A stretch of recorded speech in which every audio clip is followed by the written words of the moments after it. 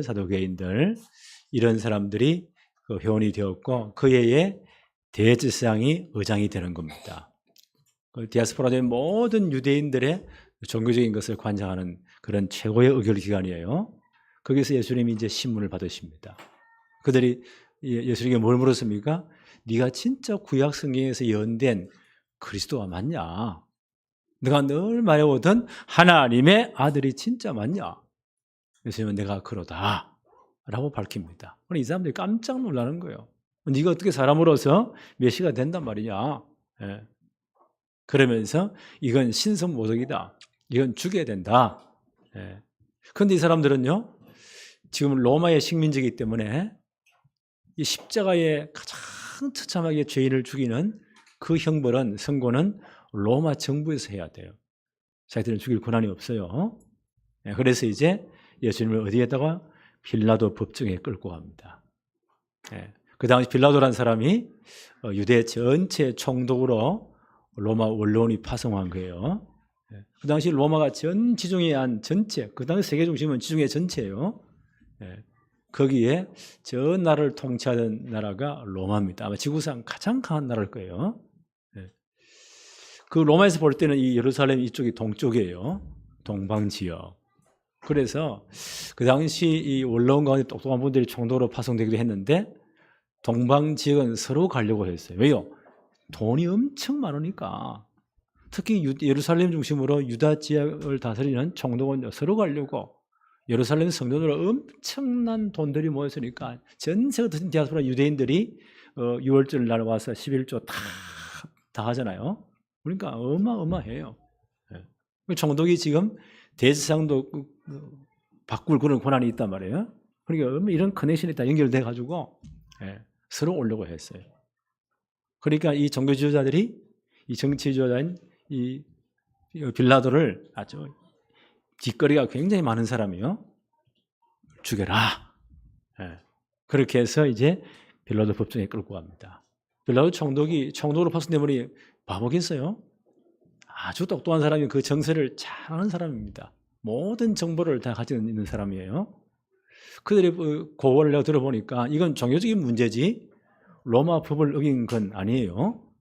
그래서 세 분이나 나는 이 사람에게 죽일 죄를 나는 발견하지 못했다.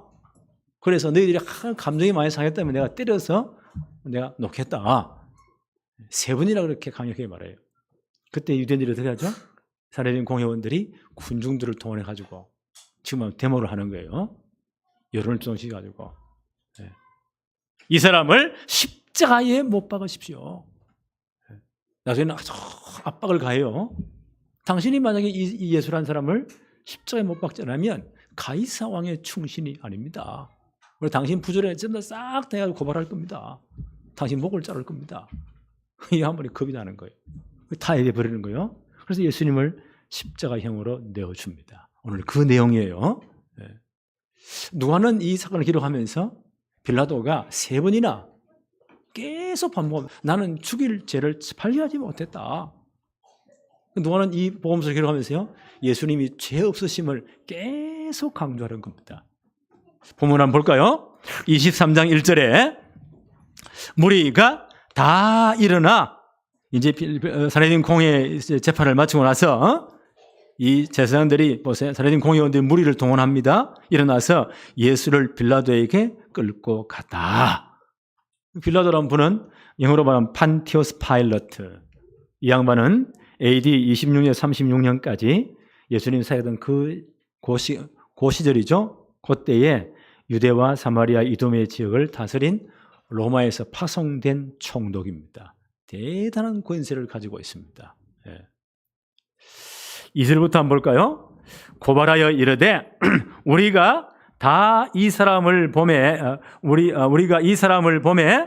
우리 백성을 미혹하고, 고발한 제목이죠. 백성을 미혹한 자였다. 두 번째, 가이사에게 세금을 바치는 것을 금했다. 그리고 자칭 왕 그리스도라고 하더이다.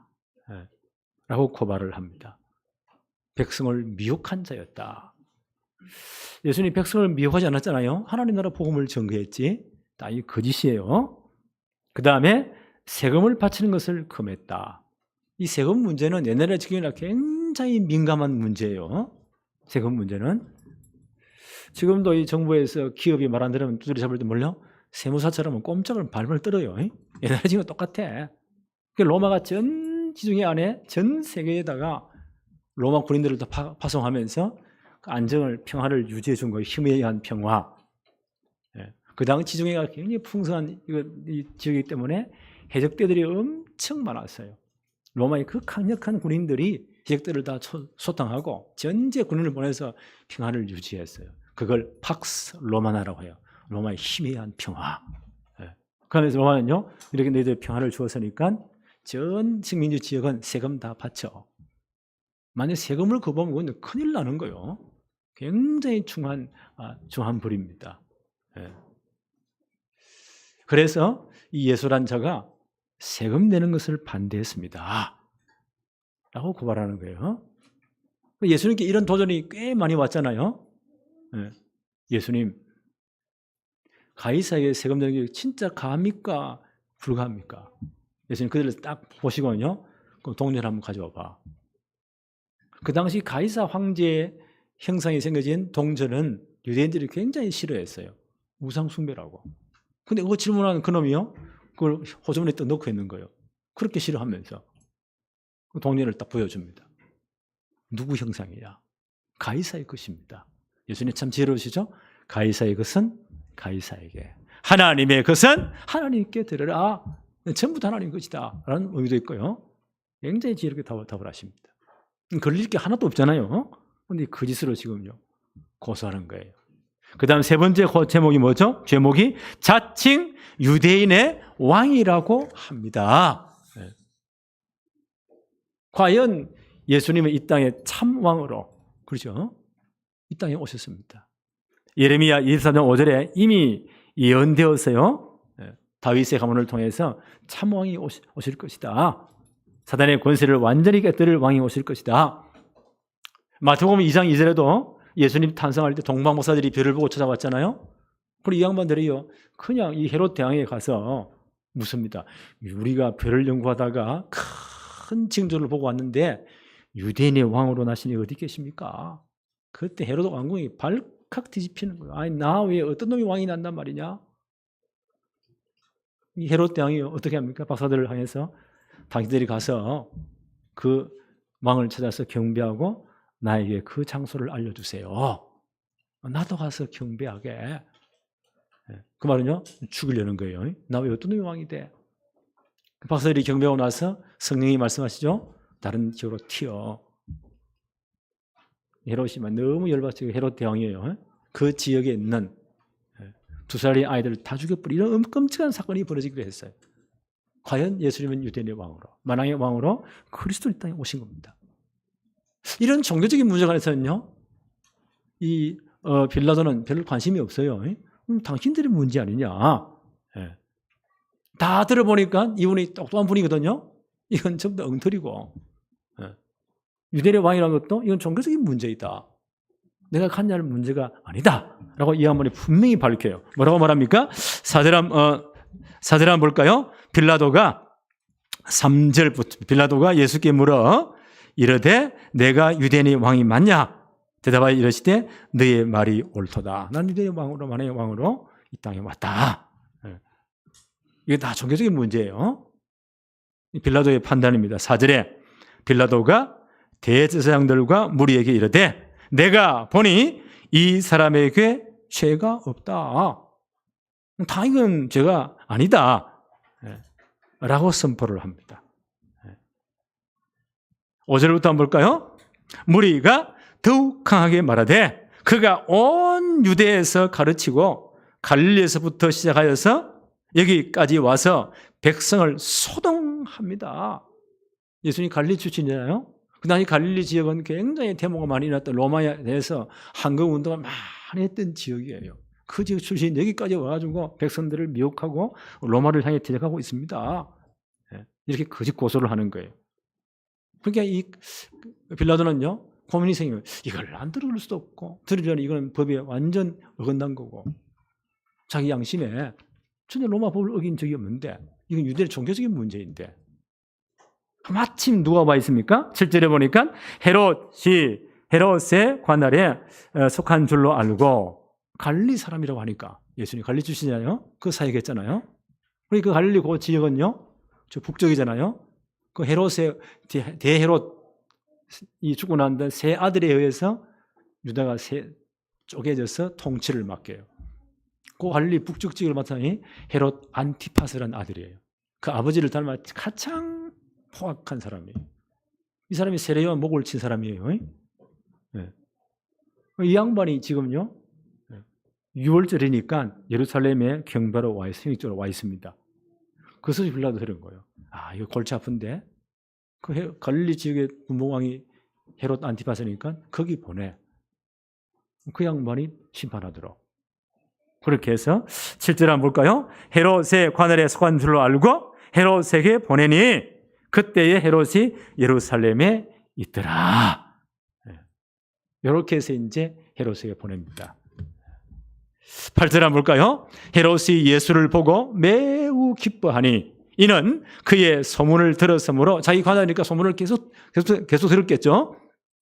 들었으므로 보고자 한지 오래였고 또한 무엇이나 이적을 행함을 볼까 바라던 연고라.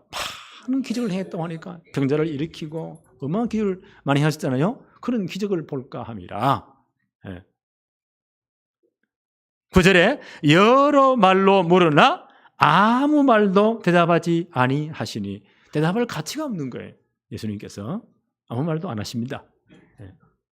여기까지 대제사장들 따라와가지고 서기관 따라와요. 사내들 공회원들이 무리가 따라옵니다. 10절에 대제사장들과 서기관들이 서서 힘써 고발하니 이 사람을 죽여야 된다고. 헤롯도 난감한 거예요. 아무런 죄가 없는데 종교적인 문제인데 자기가 어쩔 수 없잖아요.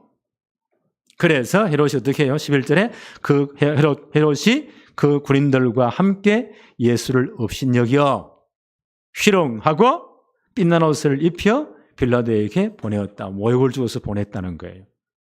헤롯도 죄를 찾지 못했다.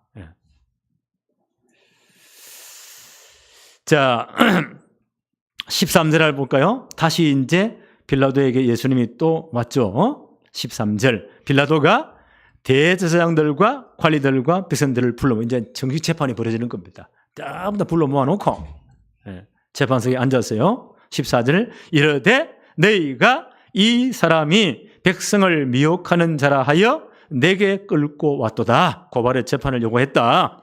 보라, 내가 너희 앞에서 신문하였으되 여러 가지를 물어봤잖아요. 신문을 했는데 너희가 고발하는 일에 대하여 이 사람에게 나는 죄를 찾지 못했다. 너희가 죽이려고 하는데 사형 집행할 만한 죄를 나는 절대 찾지 못했다. 또 15절입니다. 헤롯이 또한 그렇게 하여 그를 우리에게 도로 보내었도다. 헤롯도 그렇게 판단했지 않느냐. 보라, 그가 행한 일에는 죽일 일이 없느니라. 헤롯이 두 분이나요. 나는 죄를 발견하지 못했다. 헤롯도 그렇게 돌려보냈잖아.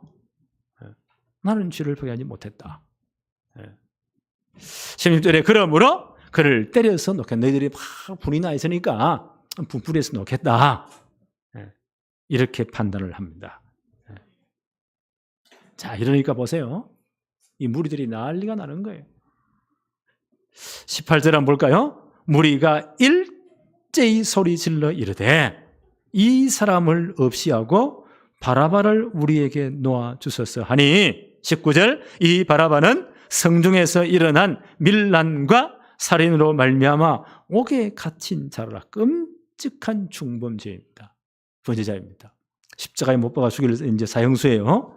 그 사람을 놓아주십시오. 말도 안 되는 소리를 합니다. 왜냐하면 그 당시에 특별히 명절이 되면 특별히 6월절이 유대인의 제일 큰 명절이잖아요. 그때 죄송한 하나를 총독이 특별 사면을 해요. 우리도 특사 있잖아요. 8월에 중요한 날에 특사를 해줘요. 대통령이. 그와 같이 중요한 죄수 하나를 특사를 해줘요. 특별 사면을 해줘요. 그래서 요구하는 겁니다. 예수를 십자가에 치형하고 그 바라바를 아주 중범죄입니다.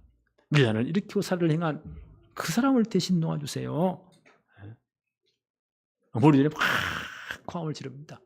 그 교회 대제사장들과 산헤드린 공회원들이 막 선동을 했죠. 이 양반들이요, 이렇게 고함 지르는 이 양반들이 며칠 전에는요, 예수님 예루살렘 입성할 때 뭐라고 말했습니까? 종려나무 가지를 들고 겉옷을 앞에 펴면서요, 호산나 찬송하리로다, 평화의 왕으로 오시는 이여, 그렇게 외쳤던 사람들이에요. 근데 그들은요, 진짜 성경이 원하는 그리스도 누군지를 모르는 사람들이에요. 저 예수가 이제 영적인 메시아로 오셔가지고 처음 나쁜 로마인들을 다 뺨맞대 내리고 다 쫓아내고 이제 하나님 나라를 완성할 거야, 이스라엘을 정치로 해방시킬 거야 라는 기대를 했던가 봐요. 근데 그때 난리가 났어요. 근데 이 사람들이요, 그런 기대가 다 사라지니까 예수를 십자가에 못 박으세요. 끔찍한 죄인인 바라보를 도와주세요. 이렇게 고래고래 고함을 지르는 겁니다. 20절은 뭘까요? 빌라도가 깜짝 놀라는 거예요. 20절에 빌라도가 예수를 놓고자 하여 다시 그들에게 말을 합니다. 나는 죄를 발견하지 못했다.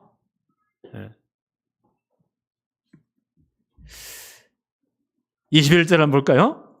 그들이 소리 질러 이르되 그를 십자가에 못 박게 하소서, 십자가에 못 박게 하소서 하는지라. 참 악한 사람이죠. 빌라도한테 세 번째 또 이렇게 선포하는 거예요. 22절 한번 봅시다. 빌라도가 세 번째 말하되 이 사람이 무슨 악한 일을 하였느냐. 너희들이 다 종교적인 문제가 아니냐. 로마 법을 볼 때는 하등 문제가 없다. 나는 십자가성을 승부할 수가 없다. 이 사람이 무슨 악한 일을 하였느냐. 나는 그에게 죽일 죄를 찾지 못하였나니 너희가 다 화가 많이 나서니까 때려서 내가 놓을 것이다. 빌라도는 계속 이렇게요, 설득합니다. 그런데 군중들이 절대 보세요. 완전 군중 여기에 화가 나가지고요, 뒤에서 제사장들이, 산헤드린 공회원들이 막 부추기니까 이렇게 악해지는 겁니다. 23절에 볼까요? 그들이 큰 소리로 재촉하여 십자가에 못 박기를 구하니 그들의 소리가 이긴지라. 자, 여론이 이렇게 무서운 거예요. 그래서 정치인들은 옛날이나 지금이나 여론에 굉장히 신경을 많이 써요. 그들의 소리가 이겼다. 이 양반이 여기에 굴복해 버리는 겁니다. 24절, 이에 빌라도가 그들이 구하는 대로 하기를 언도하였다. 아무리 자기 양심을 버리고, 그렇죠? 예수님 십자가에 못 박기를 언도, 이런 재판 결과를 내어놓았다. 요한복음 19장 12절에 보니까요, 이러므로 빌라도가 예수를 놓으려고 힘을 많이 썼다. 요한도 그렇게 기록했어요. 누가 보면 누가는요, 3번이나 이 사람은 죄가 없다고 나는 선포한다. 이 한번에 보세요. 힘을 많이 썼대요. 힘써서나 유대인들이 소리 질러 이르되 이 사람을 놓으면 가이사의 충신이 아닙니다. 아주 결정적인 말을 하는 거예요. 무릇 자기를 왕이라 하는 자는 가이사를 반영하는 것입니다. 빌라도가 제일 두려워하는 말이에요. 뭐요? 당신이 예수를 놓으면 가이사의 충신이 아니요, 당신 다 비리 전부 다 고발할 거예요. 이 사람 목이 잘리는 거예요. 옛날에 지금 정치인들은 이런 거 아킬레스 건드리면 제일 두려워해요. 만약 예수를 넣으면 가이사의 충신이 아니고, 이 사람은 자기를 자칭 유대인의 왕이라 해서 가이사에 반영한 자입니다. 죽여야 됩니다. 라고 지금요 급박을 하는 겁니다. 마태복음 27장부터 보면 27장 23절 24절에 보니까요, 빌라도가 이르되 어쩌미냐, 무슨 악한 일을 해야 이 사람이 해야 하느냐. 그들이 더욱 소리질러 이르되 십자가에 못 박혀야 하겠나이다 하는지라. 빌라도가 아무 성과도 없이 도리어 밀란이 나르는 것을 보고, 이제 폭동이 일어나는 그런 기운이에요. 물을 가져다가 무리 앞에서 손을 씻으며 이르되 이 사람의 피에 대하여 나는 무죄하다. 너희가 당하라. 이 한마디 보세요. 양심이 좀 있으니까 세입대 물 떠와. 그녀 앞에서 손을 씻는 거예요. 무슨 뜻이죠? 나는 이 사람의 죄에 대해서 무죄하다. 상관이 없다. 너희가 당해라. 네. 너희가 이 죄값을 당해라. 라고 표현합니다. 근데 이 양반들이 얼마나 유대인들이 용감하냐. 마태 27장 25절에 보니까 백성이 다 대답하여 이르되 그 피를 우리와 우리 자손에게 돌릴지어다 하거늘. 이야, 이게 겁나는 말이에요. 이제 막다는 이제 여기까지는 안 가야 돼요. 그러다가 나는 상관하지 않겠어. 피값은 네가 당해. 이 사람들 얼마나 용감하냐. 그 피값을, 예수를 십자가에 죽인 그 피값을 우리와 우리 후손들의 머리에 다 돌리세요. 당신은 상관없습니다. 이야, 죽으려면 무슨 짓을 못해요. 이 피값이 보세요. 그대로 돌아간 거예요. 예수님 십자가 처음에 한 40년 후에 로마 장군 디도에서요, 예루살렘 전체가 포위돼서 예루살렘이 망하잖아요. 몇 달 동안 보세요. 뺑 둘러싸가지고 아무도 예루살렘 못 올라가도록 굶겨 죽이는 거예요. 예루살렘 성문이 열리니까 로마군인들 들어가서는 모두 다 죽여버립니다. 예루살렘이 전체가 피바다 되는 거예요. 그리고 남은 사람들 전부 다 잡혀가지고는요, 로마로 다 끌려갑니다. 그리고 전체가 다 흩어집니다. 그로부터 보세요. 1948년 이스라엘 독립하기 전까지 얼마나 많은 유대인들이 전 유럽에서 얼마나 천대를 받은지 몰라요. 그리고 1차, 2차 대전 이후에 해보세요. 그렇게 살아남은 사람들이 미국으로 도망갔잖아요. 그 사람들이 얼마나 한이 맺혔겠어요. 돈. 그래서 미국의 돈을 지금 다 잡고 있는 거예요. 네. 한번 보세요. 말도 함부로 하면 큰일 나요. 네. 특히 부모들이 진짜 중요해요. 이 경상도 아줌마들이 얼마나 말이 험악하냐. 이 새가 만발이 빠져 죽을 놈아. 옛날에는 경상도에 목매에 죽은 놈이 그렇게 많았어.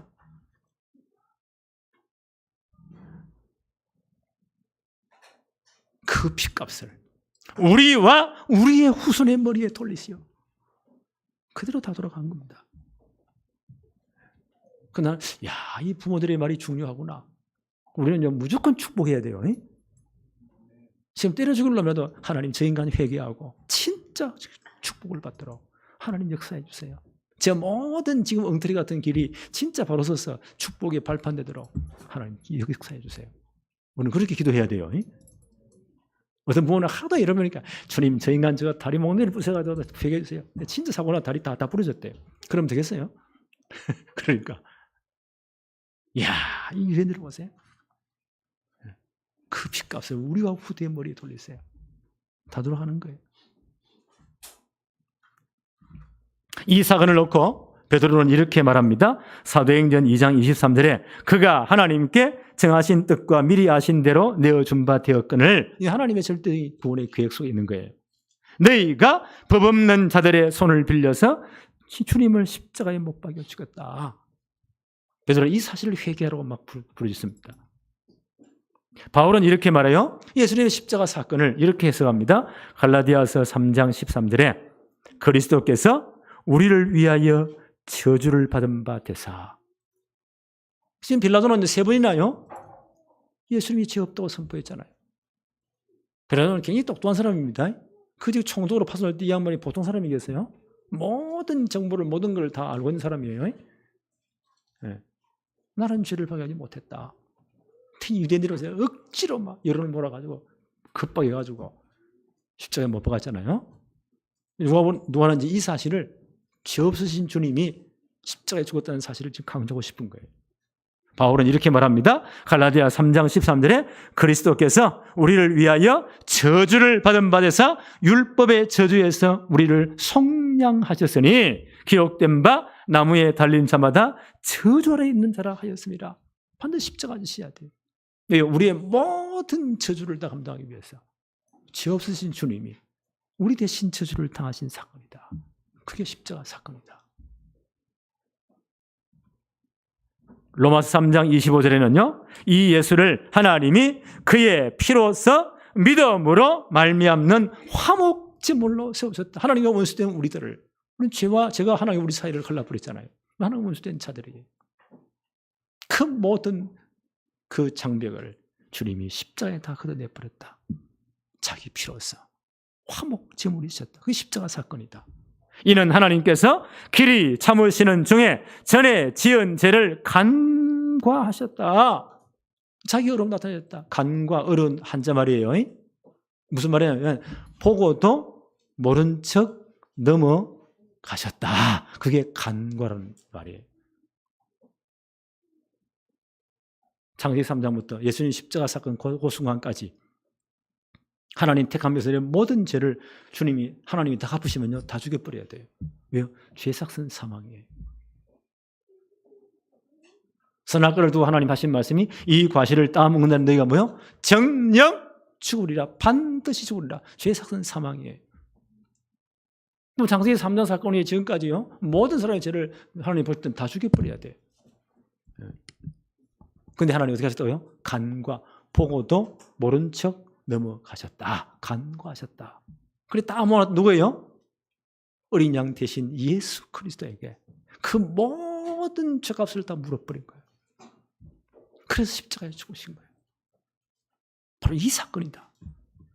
그 십자가 사건 이후에 주님 재림하는 그날까지 예수 믿을 하나님 택한 백성들의 모든 죄를 미리 땡겨서 십자가에서 다 갚아버렸다. 다 처리했다. 그게 십자가 사건입니다. 그래서 주님이 십자가 지셔야 돼요. 고린도후서 5장 21절에 하나님이 죄를 알지도 못하신 이를 우리를 대신하여 죄로 삼으신 것은 우리를 하여금 그 안에서 하나님의 의가 되게 하려 하십니다. 죄가 없어진 부분에게 그래 우리 죄를 다 대신 속할 수가 있어요. 대신 그물시고 십자가에 다 죄값을 치우랬다. 그래서 우리 하나님 앞에 우리를 어렵게 만들었다. 이 사건이 십자가 사건이에요. 성경은 이 사실을 강조하고 싶은 거예요. 누가는 지금. 바울은 이렇게 말을 해요. 고린도전서 15장 1절로 4절에 형제들아 내가 너희에게 전한 복음을 너희에게 알게 한다. 내가 너희에게 전한 복음을 너희에게 진짜게 알기로 한다. 너희가 이 복음을 입으로 구원받지 않았느냐? 복음의 내용을 말합니다. 내가 받은 것 복음이죠. 복음을 먼저 너희에게 전하였노니 이는 이 복음은 성경대로 그리스도께서 우리 죄를 위하여 죽으시고 예수님 십자가에 죽은 사건이 그냥 사건, 우연한 사건이 아니에요. 이미 구약 성경에 예언된 사건으로 우리 죄를 대신해 십자가에 죽으신 사건이다. 그 성경의 예언대로 무덤에 장사 지내며 되었다가 성경의 예언대로 이분이 그리스도란 증거로 사흘 만에 다시 살아나셨다. 이것이 복음의 핵심이다. 이들이 이 복음으로 구원받았다. 그래서 이 복음을 완성해 주님은 십자가 지셔야 됩니다. 죄 없인 그분이. 우리 모든 죄를 다 끝낼 겁니다. 그리고 이분이 그리스도라는 증거로 사흘 만에 부활하신 거예요. 그래서 우리를 구원할 복음이 완성되었습니다. 그렇죠? 우리가 이 복음 믿고 구원받은 거예요. 바울은 이 복음을 정말 알고 보니까요, 얼마나 감격한지. 로마에 가기 전에 로마에 있는 성도들이 편지를 쓰면서 그게 로마서거든요. 결론부터 딱 말했습니다. 로마서 1장 16절 17절에 나는 이 복음을 부끄러워하지 않는다. 왜냐하면 이 복음은 모든 믿는 자를 구원하시는 하나님의 능력이 된다. 첫째는 유대인이요 또한 헬라인이로다. 먼저 유대인이 복음 받았잖아요. 복음에는 하나님의 의가 나타나서 믿음으로 믿음에 이르게 하나니 오직 의인은 이 복음을 믿는 믿음으로 사는 것이다 라고 선포를 합니다. 수식어 다 빼버리면 뭐예요? 복음 이꼬르 하나님의 능력. 어떤 사람도 변화시키는 능력. 그게 복음이에요. 그래서 우리는 진짜 복음적으로 붙잡아야 돼요. 우리 렘넌트를 어릴 때부터 복음으로 완전 가기 뿌리 체질화 시켜야 돼요. 그래서 이제 마지막 시대에 이 복음 운동이 엄청 확산될 거예요. 우리는 하나님의 절대 시간표를 알고 있잖아요. 누가 뭐래도 마태복음 24장 14절에 이 복음은 땅 끝까지 모든 족속에게 증거되고야만 하나님의 절대 시간표예요. 그 이전에 예수님 분명히 예언하셨죠? 마지막 때가 되면 가까워지면 가까워질수록 엄청난 사건이 벌어진다. 민족이 민족을 대적하고 일어나고 나라를 대적이 일어나고 첫째 기근과 지진과 무서운 사건들이 일어날 것이다. 그 놀라지 말아라. 이건 다 재난의 시작이다. 지금 보세요. 우크라이나 러시아 전쟁이 언제 끝날지 몰라. 빨리 끝나야 되겠는데 그거 지금 보니까요. 뉴스 보니까 북한제 뭐 포탄들이 엄청 러시아가 들어가가지고 지금 밀린다 어쩐다 뭐 별의별 문제가. 이란이요. 가자 지구에 있는 하마스를 자 충돌해가지고 야 이스라엘 좀 박살내. 끔찍하게 다 죽여. 그러면 전 아랍군이 다 일어나가지고 저것들을 집중해봐도 다 쓸어 넣어야 돼. 이 부치가 이 양반들이 겁도 없이 덤볐다가 지금 보세요. 전 세계가 들쑥날 수가 지금. 그 성경에 말하는 이런 일들이 앞으로 더 일어난다고 했어요. 지난번 코로나 오니까 전 세계가 몸살 무서운 일들이 벌어졌잖아요. 계속 일어날 것이다. 그러나 분명한 것은 복음은 땅 끝까지 모든 족속에 전될 것이고 그리고 주님은 저림은 하나님의 절대 시간표예요. 우리는 이걸 봐야 돼요. 우리는 이방인이지만 복음 받고 하나님 자녀가 된 거예요. 우리는 어디에 관심 가야 되느냐? 하나님의 절대 시간표에 관심이 가야 돼요. 그래서 우리는 뭐 한다고요? 237 나라의 중요한 지역의 복음은 진짜 복음 전해야 돼요. 우리가 성경에서 파송하려면 그 엄청 뭐 많이 들고 에너지가 많이 들어요. 제일 좋은 건 뭐냐? 거기에 있는 중요한 일꾼들, 특히 20대 이하의 3인 아이들을 불러와서 제대로 훈련시켜 파송하면 그게 제일 빨라요. 그래서 우리 신학교 가보세요. 이 사람 외국 아이들이 엄청 많아요. 근데 이상해요. 거기서 선발된 아이들이 한 2, 3년 딱 굴려버리면 한국말을 얼마나 잘하는지 몰라요. 내가 깜짝 놀라요. 답안지를 받아보잖아요. 우리나라 아이들은 뭐 맞춤법 띄어서야 삐뚤삐뚤한데 이 그놈들이 더 정확해. 이거 이상하네. 메시지도 얼마나 빨리 알아듣는지. 야, 이게 하나님의 은혜구나. 우리 학교에서 전도 캠프를 매주 목요일 나가거든요. 그러면 얘들이 이제 식사하기 위해서 그 이제 팀 하나 세우는데 새카만 아이 하나를 얼마나 한국말 잘하는지 몰라요. 거기 팀장이라. 그래서 이제 행보하다가 이제 식당에 예약을 하러 갔는데 새카만 아이가 싹 들어오니까 식당 아줌마 놀래가지고 어찌 말을 못해가지고 뭐 하더래요. 근데 이 아이가 하는 말이 아줌마 10명 예약하러 왔어요. 그러니까 이 아줌마 눈이 들어가지고 어떻게 한국말 그렇게 잘하느냐고. 근데 RTS 신학생이에요. 아줌마 예수 믿어야 돼요. 우리 학교가 그렇습니다. 야, 이게 축복이구나. 앞으로 더 많이 올 거예요. 그래서 여러분 기도하세요. 사람들 기도하세요. 하나님, 내가 한 명 우리 가정에 한 명 책임지도록.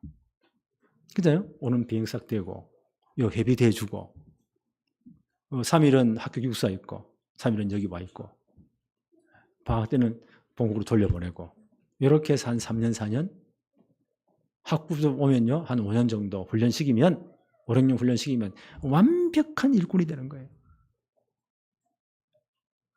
지금도 사람이 기도하세요. 나는 우리 교회 많이 초청하면 좋겠어요. 하나님이 진짜 기뻐하는 거. 그러잖아요. 하나님의 마음이 열어버리면 하나님 호주문이 다 열려요. 하나님 약 올리면 되는 게 하나도 없어요. 그러니까 하나님 기뻐하는 거. 그 다음 우리나라가 지금 엄청 잘 살아요. 가만히 책을 연구해 보니까 2차 대전 이후에 많은 소수 이런 식민지들이 독립을 하잖아요. 엄청 독립을 많이 했는데 거의 공산화되어 버리고 하여튼 독재로 가고 별의별 지금 밥도 못 먹는 나라 엄청 부직이 있어요.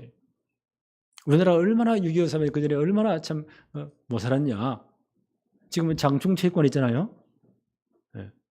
필리핀에서 유학 끝나고 나서 저 나라가 너무 못 사니까 우리 필리핀에서 체육관 하나 지어주자. 저 불쌍한 인간들. 이래가지고 지어준 체육관이 장충체육관이.